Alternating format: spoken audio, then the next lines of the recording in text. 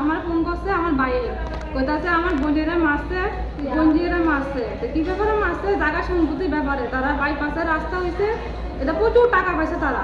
মানে তারা মানে 5 ভাই, আমার বোন জামাই তারা উত্তম দাস আর 5 ভাই। এক ভাই নিখোঁজ, সন্তোষ দাস যে নিখোঁজ, অনেক আজ 2-3 বছর হয়ে গেছে নিখোঁজ। মানে আমার বোন থাকে মানে স্বপ্ন দাস থাকে আলাদা বাড়ি কইরা, আলাদা বাড়ি থাকে। তারা বাড়িতে এসে আমার একটা বাইজি আছে ছোট্ট, বাইজির মানে মা নাই, বাইজিও তারা বাড়ি থাকে।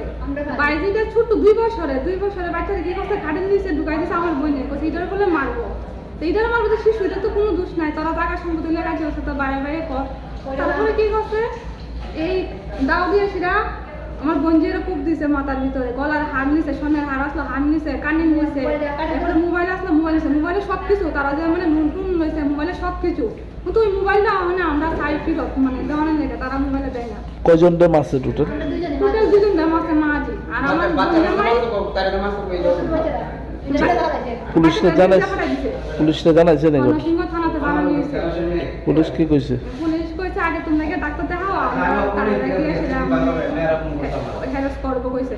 হ্যারাস যে করবো কইছে, এখন তো জানি না কি করে। তারা তো টাকা পয়সা আছে প্রচুর, তারা টাকা পয়সা দিয়ে মুখ বন্ধ হলো। আমার বোনের কিছু নাই, আমার বোন জামাই অসুস্থ, কাজ করে দেখা মানুষ মায়ের টিভিশনি করে, যে মেয়েরা টিভিশনি করে সংসার চলে।